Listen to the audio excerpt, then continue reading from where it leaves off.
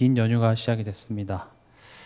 그럼에도 불구하고 이 자리에 오신 여러분들에게 갑절의 축복이 있길 바랍니다. 여러분들은 진짜 가치 있는 것을 아시는 분입니다. 그래서 이 자리에 말씀을 사모해서 오셨고, 또 성령께서 그것을 볼 수 있는 영안을, 또 안목을 열어주셨기 때문에 이 자리에 온 줄 믿습니다. 그래서 이 시간 여러분들이 말씀 들으면서 하나님 오늘 내게 말씀하옵소서, 내가 듣겠습니다, 그런 마음으로 여러분들이 말씀을 들으시면 좋을 것 같습니다. 우리가 지금 이 본문을 가지고 지난 시간부터 지금 계속 이어오고 있습니다. 왜냐, 이 내용 안에는 깊은 내용들이 많이 들어있기 때문에 오늘 이 읽었던 본문의 내용은 이제 예수님께서 전 장에는 너희들이 섬기는 자가 되라. 왜냐, 너희는 은혜 입은 자이기 때문에. 너희가 받은 은혜를 안다면 너희는 기뻐할 수밖에 없고 감사할 수밖에 없고 그 안에서 풍성함이 있고 그걸 가지고 또 다른 사람을 섬기는 자가 되라. 그렇게 하시면서 예수님께서는 그 섬기는 것이 무엇인지에 대해서 직접 보여주십니다. 그래서 마가복음 11장은 죄인인 우리를 대속물로서 섬기시기 위하여서 이제 예루살렘으로 입성하시는 그런 내용이죠. 그래서 지난 시간에 우리가 했던 질문이 뭐였습니까? 왜 예수님께서는 직접 가시지 않고 제자를 보냈냐라는 거죠. 나귀가 필요했으면 예수님이 직접 그냥 같이 가서 나귀를 가져오시면 될 텐데, 또 심지어 지금 거의 다 와서 지금 나귀를 가져오라고 하는 거거든요. 그러니까 왜 하셨냐? 거기에는 목적과 의도가 있다고 했죠. 하나님이 뜻이 있다라는 겁니다. 그 뜻이 뭐냐? 그게 오늘의 사실은 제목입니다. 하나님의 통치 속에 살아가는 훈련을 예수님께서는 시키신 겁니다. 간단히 얘기하면 하나님의 말씀을 듣고 순종하는 훈련이었습니다. 그게 하나님의 통치 속에 살아가는 우리가 해야 될 훈련입니다. 듣는 훈련과 순종하는 훈련. 그 두 가지가 제자들에게 예수님께서 요구했던 것입니다. 근데 예수님께서 말씀하실 때 제자들이 안 들었냐? 안 들은 건 아닙니다. 그 소리를 들었으나 저마다 자기 수준으로, 자기 멋대로 그것을 해석했죠. 그래서 듣는 훈련, 또 그것이 듣는 것에서만 끝나는 것이 아니라 순종하는 훈련. 제자들이 그것을 잘 듣고 잘 순종했냐? 못했습니다. 그래서 오직 성령이 너에게 임하셔서 우리를 하여금 깨닫게 하시고 알게 하시고 또 현장에서 하나님이 역사하시고 함께 하시는 것을 보여주시겠다. 이게 예수님께서 우리 삶 속에 하고자 하는 훈련입니다. 제가 거듭 강조드리지만 복음은 구원이 전부가 아니라 구원받은 이후에 구원받은 자로서 온전해지는 그 여정을 함께 하고 있습니다. 그래서 오늘 첫 번째로 하나님의 통치 속에 살아가는 이런 훈련이 이제 구원 이후 하나님 자녀에게 요구되어집니다.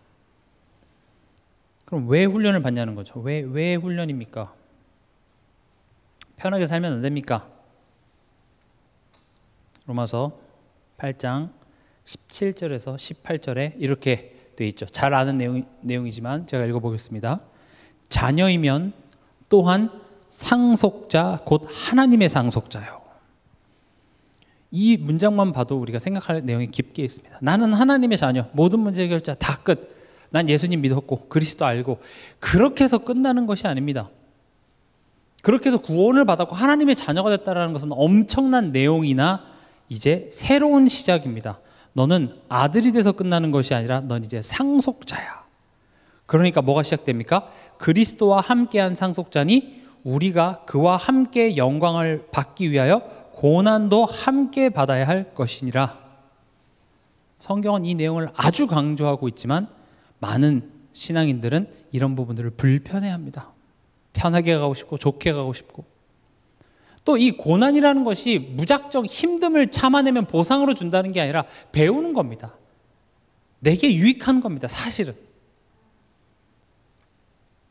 그러니까 이제 이렇게 위로를 하는 거죠. 생각하건대 현재의 고난은 장차 우리에게 나타날 영광과 비교할 수 없도다. 지금 너 고생하는 거 잠깐이야. 그래서 구원받고 나서 훈련이 있는 겁니다. 그래서 출애굽하고 나서 광야가 있는 겁니다. 하나님이 아브라함에게 나타나서 너를 복이 되게 하겠다 하면 복이 짠 되게 하는 것이 아니라 아들을 100년 동안 안 주는 겁니다. 그래서 노아한테 산 꼭대기에다가 방주를 100년 동안 지으라고 합니다. 그런 시간들이 있습니다. 왜 훈련을 받아야 되나요? 하나님 자녀 되면 이미 의롭게 돼서 다 끝난 거 아닌가요? 우리가 훈련을 받아야 되는 이유는요, 우리가 받은 구원은 은혜로 받은 구원이기 때문에 그렇습니다. 그 말은 뭡니까? 내가 구원받을 만한 훌륭한 믿음을 갖추고 내가 그리스도를 정확히 알았기 때문에 구원을 준 것이 아니라 하나님께서 나를 사랑하사 구원에 미치지도 못하는 그 작은 믿음을 하나님께서 심으시고 그리고 그것을 의롭다 여겨주신 것입니다. 그걸 우린 뭐라고 얘기합니까? 의롭다고 여겨주심. 이걸 뭐라고 한다고요? 칭의라고 합니다. 지금 뭘 설명하고 있죠? 왜 훈련이 필요한가? 첫 번째 뭐라고 했습니까? 아들이면 상속자래요. 상속자가 되기 위한 훈련이 필요하고, 또 왜 훈련이 필요합니까? 우리가 완벽한 믿음으로 구원받은 것이 아니라 은혜로 하나님께서 믿음을 주셔서 시작된 거기 때문에 우리에겐 그럴 만한 실력이 없기 때문에 우리는 훈련을 받아야 됩니다. 여겨준다라는 것은 그렇지 않지만 그렇게 봐주신다는 말이죠. 그러면 여기서 사실 제가 이번 주 돌아온 1회배 때 이 내용을 하려고 했으나 오늘 조금 이 부분을 짚고 넘어가면 중요할 것 같아서 의에 대해서 잠깐 짚고 넘어가겠습니다. 의가 뭘까요? 왜냐하면 이 의에 대하여서 올바로 우리가 정의를 내릴 수 있어야 복음도 올바로 이해할 수 있습니다. 의, 우리 그냥 흔히 의하면 뭐가 떠오르죠? 옳은 것, 이런 거죠. 또 의가 뭡니까? 하면 그냥 가장 쉬운 답이 뭐예요? 그리스도. 이렇게 얘기하면 뭐 다 되죠. 그리스도 되죠. 틀린 말은 아닙니다. 복음이 뭐야? 그리스도. 진리가 뭐야? 그리스도. 의가 뭐야? 그리스도. 틀린 말은 아니에요. 근데 그렇게 두루뭉술하게 다 그리스도로 칠 것 같으면 너무 쉽죠. 근데 이 의가 무엇인지에 대해서 구체적으로 알면 알수록 이 복음이 더욱더 선명하게 보입니다. 여러분들은 될 수 있으면 이 의에 대한 정의를 꼭 외워보시기 바랍니다. 이건 신학적인 정의입니다. 두 가지로 정의할 수 있는데, 하나님과의 바른 관계 속에서, 한 문장이지만 제가 두 개로 나눠보겠습니다. 하나님의 법과 뜻에 순종하는 삶의 상태. 의가 뭐라고요? 하나님과의 바른 관계 속에서 하나님의 법과 뜻에 순종하는 삶의 상태, 이게 옳은 겁니다. 지금 이 한 문장이 복음 전체를 설명하고 있기 때문에 꼭 여러분들 기억하시기 바랍니다. 의가 뭐라고요? 하나님과의 바른 관계 속에서 하나님의 법과 뜻에 순종하는 삶의 상태. 보세요. 지금 첫 번째 1번하고 2번으로 해볼게요. 하나님과의 관계가 깨졌기 때문에 이 바른 관계를 회복하기 위해서 오신 분이 누굽니까? 예수 그리스도입니다. 예수 그리스도께서 십자가에서 하나님과 우리의 사이를 화목케 하셨습니다. 어떻게 해요? 마귀에게 붙잡혀 있었던 강한 자를 결박하시고, 또 죄 있는 우리는 하나님과 함께 할 수 없기 때문에 우리의 죄를 친히 담당하사 십자가에서 죄값을 다 치르시고 하나님과 우리의 관계를 화목케 하셨습니다. 그리고 그 복음의 내용을 이 밑에다 쓰겠습니다.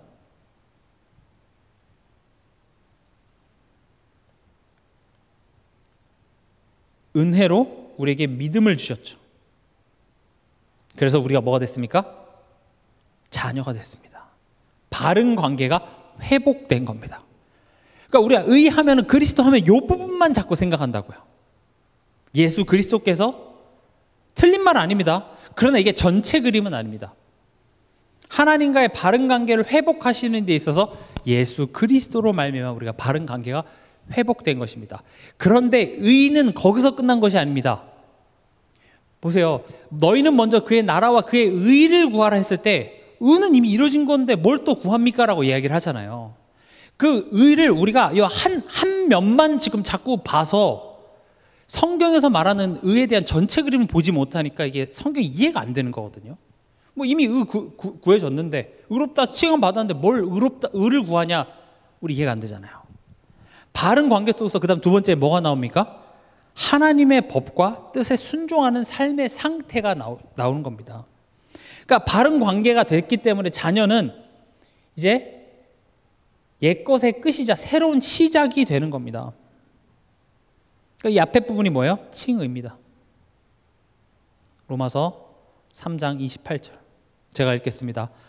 그러므로 사람이 의롭다 하심을 얻는 것은 율법의 행위에 있지 않고 믿음으로 되는 줄 우리가 인정하노라. 믿음으로 말미암는 의, 칭의입니다. 근데 의는 바른 관계, 내가 예수 믿었다, 이제 하나님 자녀 됐다 해서 끝이 나는 것이 아니라 어디까지 가야 됩니까? 하나님의 법과 뜻에 순종하는 삶의 상태까지 가야 되는데 우린 그것을 뭐라고 부릅니까? 성화라고 부릅니다. 칭의와 성화, 이 두 가지가 같이 강조되어져야 복음의 전체 그림을 이해하는 것입니다.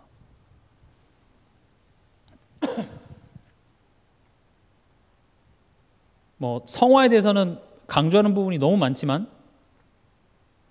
에베소서 2장 21절에서 22절 뭐라고 되어 있습니까? 그 안에서 건물마다 서로 연결하여 주 안에서 성전이 되어가고 너희도 성령 안에서 하나님이 거하실 처소가 되기 위하여 그리스도 예수 안에서 함께 지어져 가느니라. 보세요. 하나님과의 관계를 회복하시기 위해서 예수 그리스도께서 오셨고 이제 이 하나님의 법과 뜻에 순종하는 삶의 상태를 만들기 위해서 누가 오셔야만 했습니까? 성령 하나님이 오셔야만 했습니다. 그래서 칭의는 그리스도의 의의 전가로 단번에 완성됐고 성화는 이제 성령께서 우리 안에 계시면서 우리의 일평생을 통하여서 조금씩 이뤄가시는 그 내용입니다. 그래서 의는 우리 안에 이미 이루어졌고 또 이뤄가십니다. 칭의는 법정적으로 넌 내 아들이다 선포한 겁니다. 그리고 끝이 나는 것이 아니라 이제 내 아들답게 더 이상 고와 같지 않게 내가 너를 만들 거야. 내가 너한테서 부모 노릇 할 거야. 요 모두를 포함하고 있는 것이 의, 옳은 것, 바른 것. 이해가 되십니까? 이걸 꼭 이해하시기 바랍니다. 의가 뭐라고요? 하나님과의 바른 관계 속에서 하나님의 법과 뜻에 순종하는 삶의 상태. 이게 의입니다. 이건 제가 만든 정의가 아니라 신학적 정의입니다.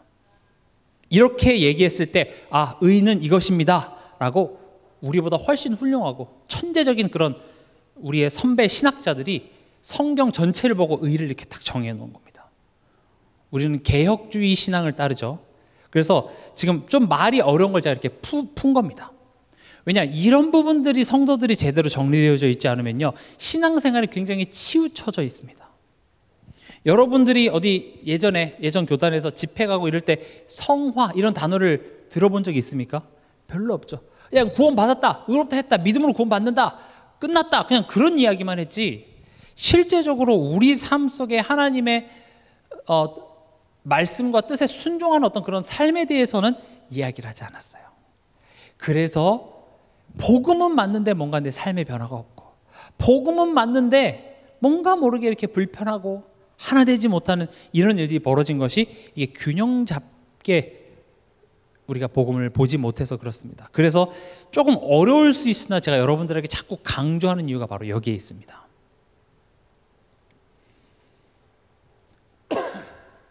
그래서 하나님의 법과 뜻에 순종하는 삶, 그것을 이번 주 강단 말씀에 복 있는 사람은 이렇게 표현했죠. 어떤 사람이 복 있는 사람이었습니까? 여호와의 율법을 즐거워하고 주야로 묵상하는 자. 지금 이 부분이 뚫려지면 성경에 말하는 그 의에 대한 내용, 복 있는 자가 누군지 이런 것들이 다 이해가 됩니다. 일단 가장 큰 복은 하나님이 나를 택하셨다라는 것보다 더 큰 복은 없습니다.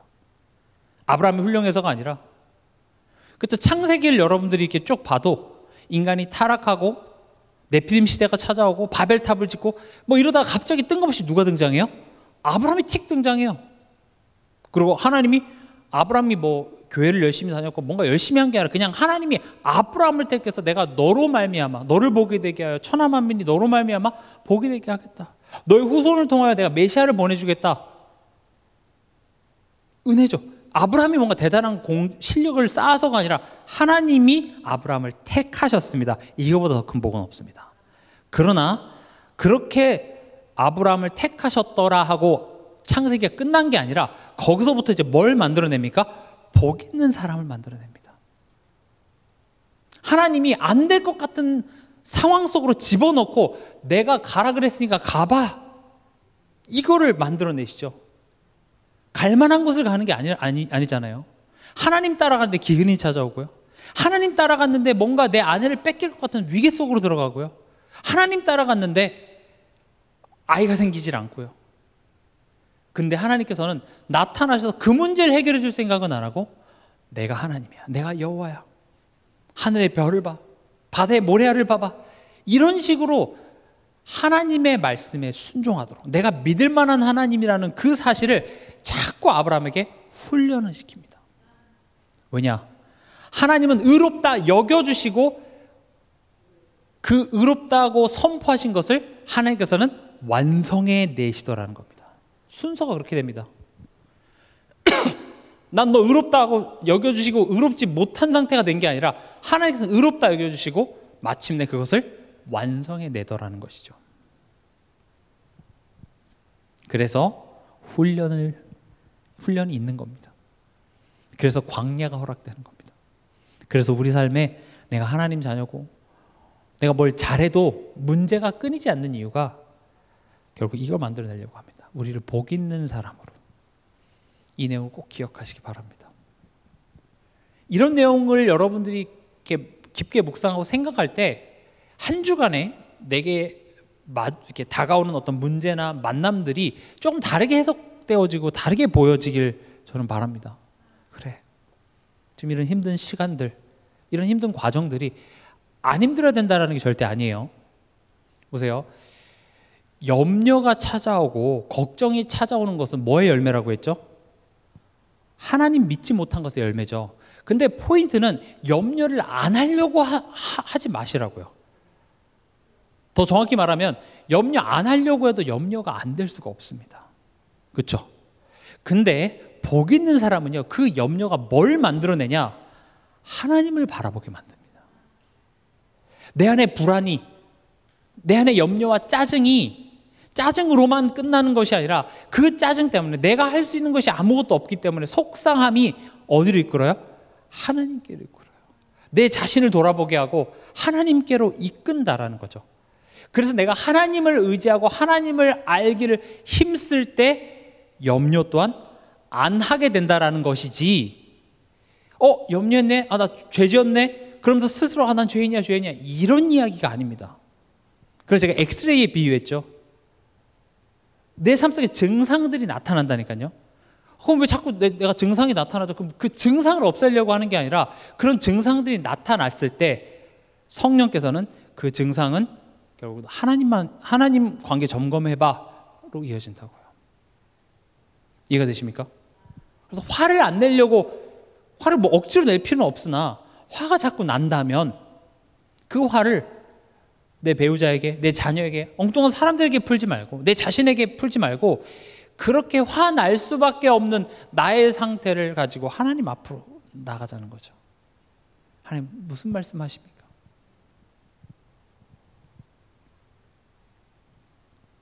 그래서 지금 어떤 훈련을 지금 예수님이 시키십니까? 제자들에게 두 가지입니다. 듣는 훈련, 그리고 순종하는 훈련.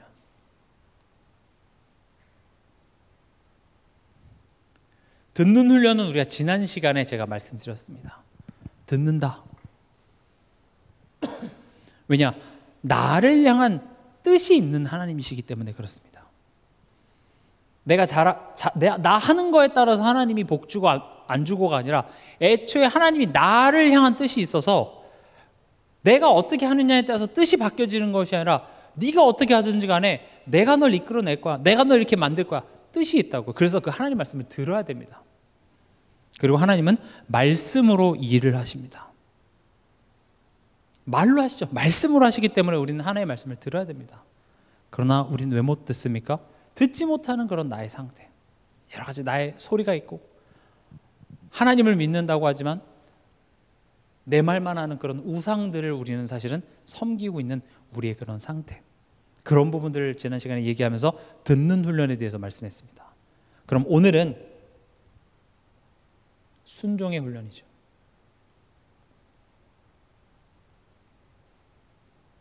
오늘 본문의 4절에 보면 제자들이 가서 본즉 나귀 새끼가 문 앞 거리에 메어 있는지라 이렇게 되어 있습니다. 중요한 게 뭐냐? 가서 본즉.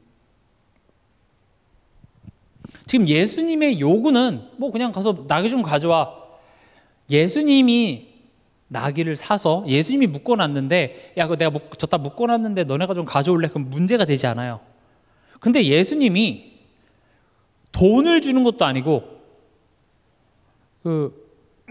학교에 일진 이런 애들이 친구를 부릅니다. 불러서 500원짜리를 주면서 야, 가서 빵이랑 우유랑 이런 거 사와. 그리고 나머지는 너 가져. 그걸 보고 괴롭힘이라고 하죠.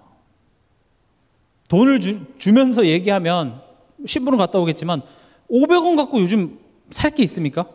우유도 요즘 500원 넘더라고요. 살 수 있는 게 없어요. 근데 500원 주면서 사오라는 건 뭐예요? 네 돈으로 사와 이거죠. 지금 예수님 뭐 하는 겁니까? 돈을 주시던가요, 그렇죠? 돈도 안 주고 심지어 다 와가지고 가서 나귀 가져오라는 거예요. 그러니까 우리 수준으로는 이해가 안 되는 그런 요구를 지금 예수님 하십니다. 그런데 여기서 중요한 포인트는 뭐냐? 그 말씀을 듣고 갔다라는 겁니다. 말이 쉽죠? 어렵습니다. 예수님은 그 훈련을 시킵니다. 안 될 것 같습니다. 내 상식으로, 내 수준으로 안 될 것 같습니다. 내 수준이 지금 내가 분석하고 보는 그 나의 판단이 틀렸다는 말이 아닙니다. 100번, 1000번 맞을 수 있으나 우리는 하나님을 믿습니다. 하나님 뭡니까? 내 수준보다 더 크게 일하시는 하나님입니다. 하나님 내 수준은 이래요. 내가 봤을 때 안 될 것만 같아요. 그러나 하나님은 더 하실 수 있지 않습니까? 이 가능성이 우리 삶 속에 닫혀 있잖아요. 그냥 안 되는 건 안 되는 거예요. 해주실만 하거든, 역사하실만 하거든, 고칠만 하거든. 그냥 내 수준에서의 하나님, 나는 어떤 하나님을 믿고 있습니까? 한번 스스로 점검해 보시기 바랍니다. 그리고 하나님도 그걸 아시기 때문에 나의 수준에 도전하는 겁니다. 너가 안 되겠다고 하는 그 수준을 하나님이 딱 건드시는 거죠. 우리 여호수아서 한번 찾아보겠습니다. 여호수아서 3장 11절에서 17절입니다.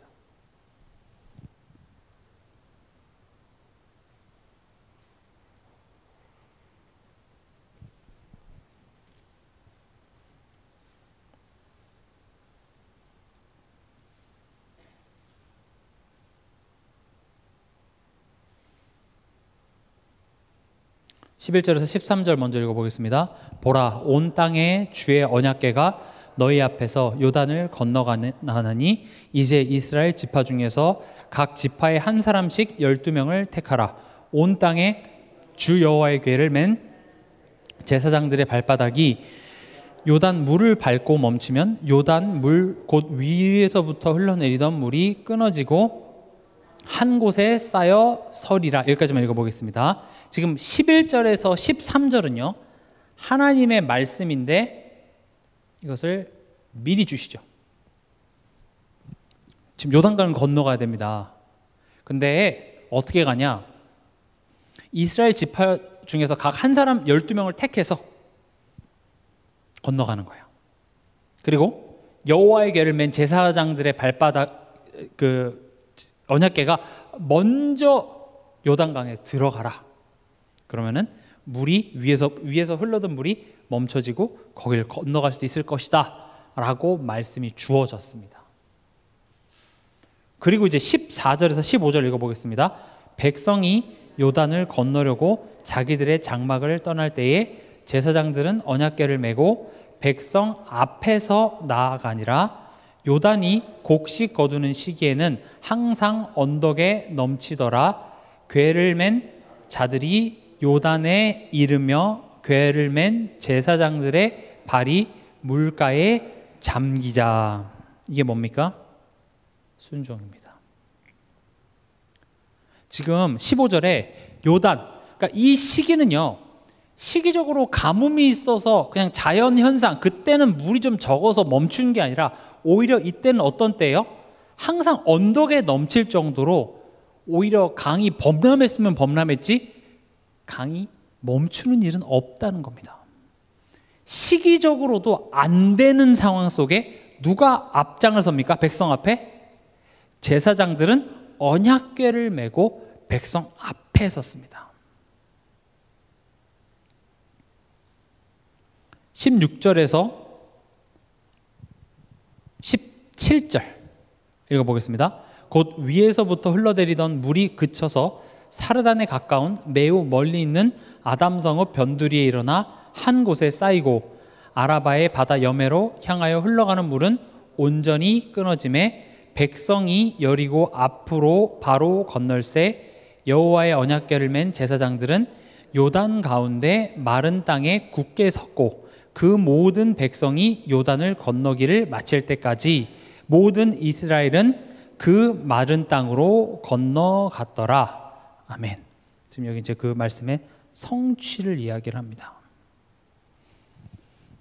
여기서 언약궤가 무엇을 상징하는지를 알면 이 본문이 우리에게 무슨 말씀을 하고자 하는지 분명해집니다. 지금 보시면 언약궤가 먼저 건너고 그 다음에 백성이 건넌 게 아니라 17절에 보면 제사장들은 요단 가운데에 마른 땅에 굳게 섰고 언제까지요? 그 모든 백성이 요단을 건너기를 마칠 때까지예요. 그 가운데 언약궤를 들고 딱 서 있고 그래서 마른 땅에 있을 때 모든 백성이 다 건널 때까지 서 있었다라는 것이죠. 그럼 보세요. 언약궤는 뭘 상징하냐? 하나님의 임재라고 하면 좀 말이 어려우니까요. 하나님이 함께 하심의 증거입니다. 언약궤가 하나님이 너희들 가운데 거한다, 너희들의 여정 속에 함께 하신다 말로만 하면 백성들이 믿을 수 없기 때문에 눈에 보이는 어떤 표징, 언약궤에 뭐가 들어있었습니까? 만나가 있었고요, 돌판이 있었고요, 아론의 쌍난 지팡이가 있었죠. 하나님이 지금 너의 삶 속에 함께 한다라는 그 증거를 담은 언약궤입니다. 그럼 보세요. 하나님이 말씀하시고 요단강으로 가라 했을 때 언약궤가 먼저 갔다라는 것은 하나님이 앞서 가셨다라는 소리가 됩니다. 순종이라는 말을 여러분들 좀 다시 한번 생각해 보시기 바랍니다. 지금 예수님이 제자들한테 가서 해 하고 혼자 보낸 게 아니라 사실 누가 앞장서시는 겁니까? 하나님이 앞장서시는 겁니다. 굉장히 중요한 내용입니다. 언약궤가 먼저 갔다는 것은 하나님이 사실은 내 삶 속에 함께 하시며 한 발짝 앞서서 일하고 계십니다. 결국 순종을 통해서 하나님은 뭘 보게 하냐?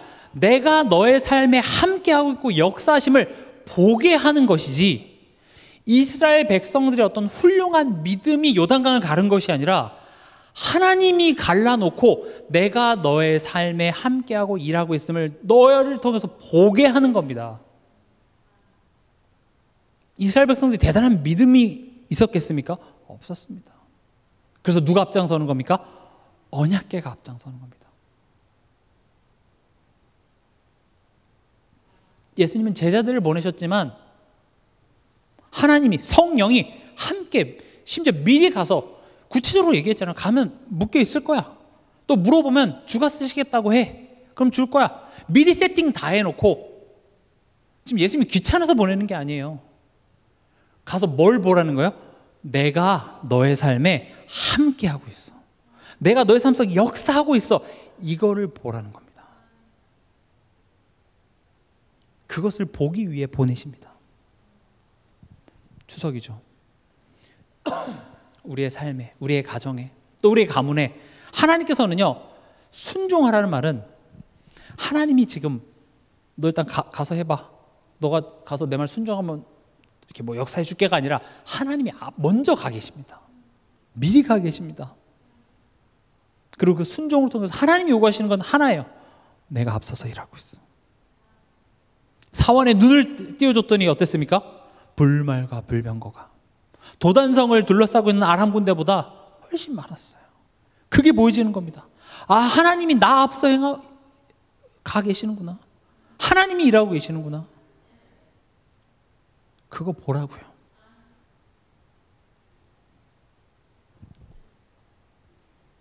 그래서 이따 뒤에서도 정리하겠지만 순종이라는 것은 다른 것이 아니라 뭐냐? 나보다 앞서 가셔서 일하고 계시는 하나님을 발견하는 게 순종입니다. 여러분들이 순종했더니 복 받는 게 아니라 순종했더니 가서 누굴 보는 거예요? 하나님을 보는 겁니다. 아, 하나님이 이렇게 일하고 계셨구나. 그래서 순종할 때 하나님을 알게 됩니다. 하나님을 만나게 됩니다. 나 혼자인 줄 알았는데, 내가 잘못해갖고 내가 하나님한테 벌 받는 줄 알았는데, 내가 고생하는 줄 알았는데 아니셨군요. 하나님은 한 번도 날 떠나지 않으셨군요. 변치 않는 사랑으로 나와 항상 함께 거기에 계셨군요. 내가 불평하는 그 순간에도, 내가 원망하는 그 순간에도, 후회하는 그 순간에도 하나님은 나와 함께 계시며 내게 좋은 것만 주시기 위해서 거기에 항상 계셨군요. 순종할 때 그 하나님을 발견하게 됩니다. 그리고 내가 그 순종한 그것을 칭찬해 주시며 그것 때문에 더 큰 복을 주십니다. 참 좋으신 하나님이죠. 6절에 보면 뭐라고 합니까? 제자들이 예수께서 이르신 대로 말하매. 하고 싶은 말을 한 게 아닙니다. 뭐라고 했습니까? 예수님이 말하라고 한 대로 말했습니다. 예수님이 뭐라고 말하라고 했습니까? 3절에 보면 만일 누가 너에게 왜 이렇게 하느냐 묻거든 주가 쓰시겠다 하라 이렇게 돼 있죠. 주가 쓰시겠다. 여기서 주는 무엇을 의미합니까? 첫 번째로는 메시아, 하나님. 또 두 번째로는 주인을 의미합니다. 이걸 우리에게 쉽게 적용하면 순종이라는 것은요, 삶의 모든 것의 주인이 하나님이심을 고백하는 겁니다. 주가 쓰시겠대요. 이 모든 것의 주인이신 그분이 쓰시겠다. 예수님이 주인이심을 고백하는 겁니다. 모든 것을 통치하시는 주권자가 내가 아니라, 당신이 아니라, 세상이 아니라 하나님이심을 고백하라. 그걸 지금 가서 이야기하라고 얘기하는 겁니다. 주가 쓰시겠다. 그랬을 때 어떤 일이 벌어졌습니까? 6절에 제자들이 예수께서 이르신 대로 말하매 이에 허락하는지라. 하나님이 모든 것의 주인이십니다 라고 선포했을 때 이에 허락한지라. 내가 아무리 짱구를 굴려봐도 이게 답이 안 보이고 해결이 안 되는 그 문제 속에 하나님이 내 인생의 통치자이십니다. 믿음의 고백했을 때 이에 해결되는지라. 이해가 되십니까? 결론입니다. 제가 맨날 이렇게 말씀을 이렇게 편집하면서 보니까 너무 길어요. 그래서 오늘은 빨리 끝내려고 바로 결론으로 들어갑니다. 지금 결국 순종하는 훈련입니다. 듣는 훈련과 순종하는 훈련. 순종하는 게 뭐냐? 뭐 바리새인들처럼 하나도 말씀에 어기면 안 된다 이런 차원의 순종이 아니라 뭐라고 했습니까? 나보다 앞서 가셔서 일하고 계시는 하나님을 발견하는 것. 그 하나님을 만나는 것. 그 하나님 만나러 가는 게 순종입니다. 그리고 또 뭐가 순종입니까? 고백하는 겁니다. 하나님이 내 삶의 주인이십니다. 하나님이 내 삶을 통치하고 계십니다. 여기서 고백하라는 말은 그냥 그 고백 문장만 외우라는 것이 아니라 문제가 찾아왔습니까? 억울한 일이 생겼습니까? 갈등이 생겼습니까? 이 모든 것들이 하나님의 통치 속에 나에게 가장 좋은 것을 주시는 선한 목자의 인도하심이라고 고백하신다면 그 사건이 조금 다르게 보일 줄 믿습니다. 그렇게 고백이 안 됩니다. 잘. 그래서 순종입니다. 그러면 발견하기 위해서 하나님께서는 어떤 방법을 하셨습니까? 말씀을 주셨습니다. 그렇죠? 우리 눈으로는 이게 발견이 안 돼요. 내 수준은 안 된다니까요. 그래서 예수님이 말씀을 주시잖아요. 굉장히 구체적으로. 저 마을 건너편에 가서 거기에 낙이 새끼가 묶여져 있을 거고 그걸 가져와. 누가 뭐라고 하면 주가 쓰시겠다고 해 라고 말씀을 미리 주십니다.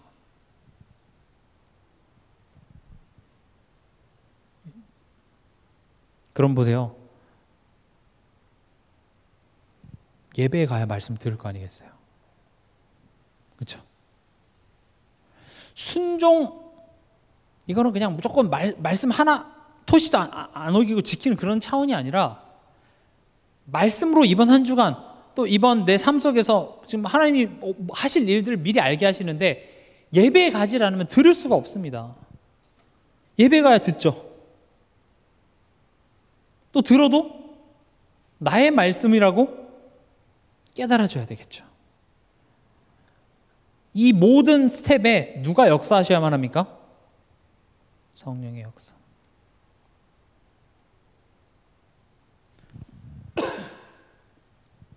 성령이 역사하지 않으면 예배 자리에 올 수 없습니다. 성령이 역사하지 않으면 예배 자리에 와서도 말씀을 들을 수가 없습니다. 성령이 역사하지 않으면 들으면서도 그것을 나의 말씀으로, 그것을 말씀을 가지고 내 자신을 돌아볼 수 없습니다. 그래서 우린 무엇을 힘써야 됩니까? 성령 의지하기를 힘써야 합니다. 성령께서 나의 영안을 열어주시기를 간구하는 것에 힘써야 합니다. 이해하십니까? 다시 정리합니다. 순종은 뭐라고요? 하나님이 내가 말했으니까 가서 한번 해봐가 아니라 그렇게 말해놓고 하나님이 미리 가서 내가 자 일하고 있어 해서 내가 너의 삶 속에 일하고 있어, 내가 너와 함께하고 있어를 발견하고 그 하나님을 만나는 것이 순종입니다. 근데 말씀이 없으면 그냥 힘든 일, 어려운 일, 그냥 그 어떤 한 사건으로 끝이 나지 하나님이 뭔가 역사했다고 우리는 알아차릴 수가 없습니다. 그래서 순종, 그 하나님을 발견하기 위해서는 우리 안에 말씀이 있어야 되는데 예배 자리에 오질 않으면 어떻게 말씀이 있겠냐는 거죠. 예배 자리에 와도 그냥 예배를 어떤 하나의 의식으로 보고 집에 돌아가면 어떻게 그 말씀을 통해서 내 삶 속에 역사하신 하나님을 발견할 수 있냐는 것이죠. 그래서 우리는 성령 의지하기를 힘써야 합니다. 두 번째, 아까 썼죠? 고백하는 거라고 말씀드렸죠. 고백은 뭡니까? 기도입니다. 기도하시기 바랍니다.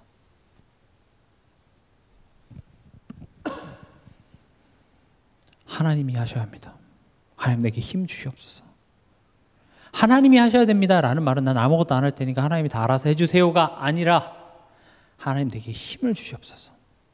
이 모든 상황, 이 모든 것들 지금 하나님께서 내게 주시는 메시지라면, 지금 내게 말을 거시는 하나님의 음성이라면 그것을 들을 수 있는 귀를 열어주시옵소서. 그게 힘달라고 기도하는 겁니다. 현실을 회피하고 날 힘들게 하는 거 무조건 없애달라는 것이 아니라 기도가 뭘 고백하라고요? 하나님이 내 인생의 주인이십니다. 하나님이 쓰시겠다 하래요. 지금 나를 핍박하는 남편 하나님이 지금 쓰시겠다고 하는 거예요. 내 삶 속에 있는 그런 경제 문제 지금 하나님이 쓰시는 거예요. 누굴 위해서요? 나를 위해서요. 낙이 새끼 뭐 그거 얼마나 가치가 있겠습니까? 낙이 새끼를 가지고 하나님께서는 인류를 구원하시기 위한 예루살렘 입성하는 데 쓰시겠다고 하는 거죠. 하나님은 우리 삶 속에 사람과 사건과 모든 것을 쓰십니다. 누굴 위해서요? 나를 세우기 위해서요. 나를 하나님의 온전한 사람으로 훈련해 나가기 위해서, 내용을 채우기 위해서, 하나님을 알게 하기 위해서 하나님은 그걸 쓰시겠다고 하십니다. 그런 맥락에서 기도라는 것은 하나님이 이 모든 것을 사용하셔서 합력하여 내게 가장 좋은 것을 만들어 내시죠. 그걸 고백하라는 말이에요. 근데 여러분들 경험해봐서 잘 아시다시피 머리로는 알지만 막상 현실에 부닥치면 그런 고백도 안 나오고 그런 고백을 한다고 해서 뭔가 달라지는 것 같지도 않아요. 그런 감정과 여러 가지 생각들이 나를 압도하기 때문에 차라리 그런 얘기가 듣기가 싫어지고 도망만 가고 싶어지죠. 그래서 힘달라고 기도하는 겁니다.